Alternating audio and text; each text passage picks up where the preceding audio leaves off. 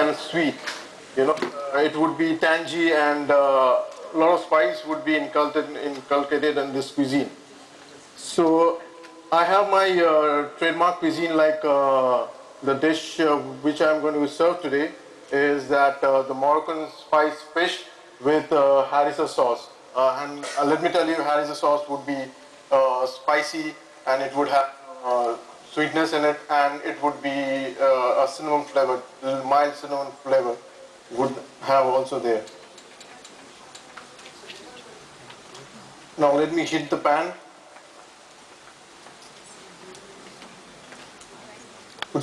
Be generous with the oil because in Morocco people use a lot of olive oils. And you don't have to be very concerned about the calorie because olive oil is very low in calorie. Now we are using Kolkata bakery over here. This is the fish. We would marinate with the Moroccan spices. Would use a spiced coriander powder, onion powder, garlic powder, ground cashew nuts, and that. Of course, you have to marinate the fish first with a little bit of lemon juice and salt. Then you start coating the fish with this spice mix. You can hear the nice sound of the crackling sesame seeds and the onion seeds in that. Let it grill for a few minutes. Meanwhile, on another pan, some tomato paste, cinnamon, whole cinnamon, and some bay leaves, salt and sugar, and of course oil. You put oil in that.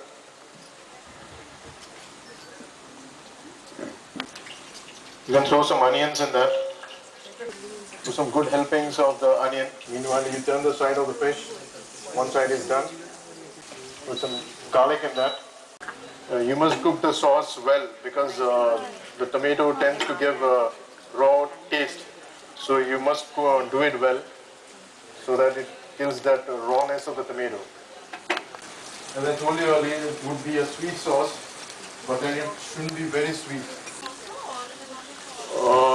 Indian cooking, I would prefer refined oil and of course mustard oil because those are very strong in flavor, especially the mustard oil. It would be not kept over 100 degrees Celsius because it would also take the fish to cook for a little while. So if you heat it, the outer surface would burn away and the inside would be raw. Brown sugar would be fine, but if you can use white sugar, that doesn't make much a difference. Same quantity. I would use a little paprika because it would give a spicy taste. Right?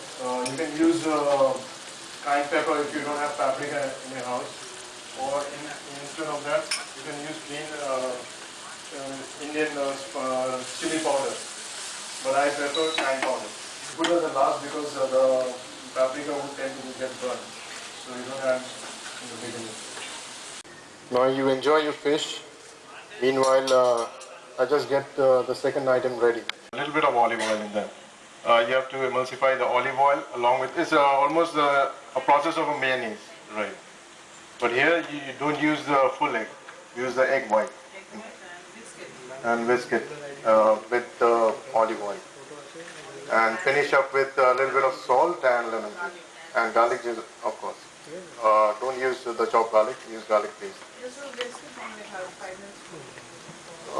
As soon as it becomes fluffy, right?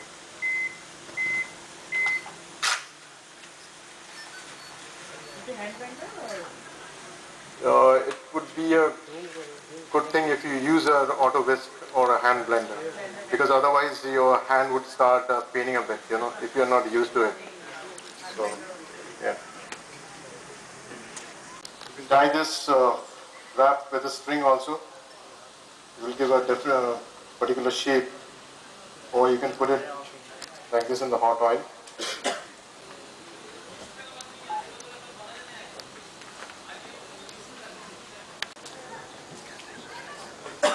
But please don't use mustard if you're allergic to it. some people might have allergy. I'm wrapping it right now, but again you have to keep some time. You have to keep the fish for at least 10 to 15 minutes in the refrigerator so that the mustard gets inside the fish. I've prepared some Dhakai Paturi. The end product would be, the finished product would be like this, something like this. If you want to taste that, you can have a taste of that.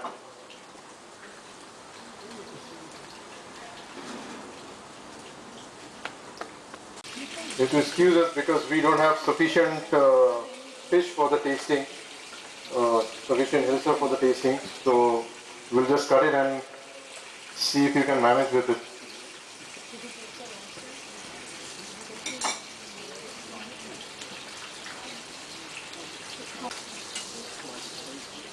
As I told you, this fish is going to take a lot of time, at least 35 minutes. You have to cook in a slow flame,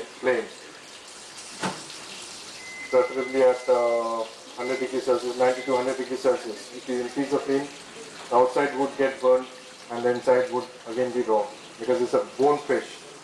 So the inside portion tends to be raw and it has eggs in it. So that would take a lot of time to cook. You can practically keep it in a hot plate and watch all your TV soaps and serials. And if you're a fan of cricket, so then you can watch an entire session and then come back. They're selling it. They haven't finished. Fish is almost done. It will take just 1 or 2 minutes.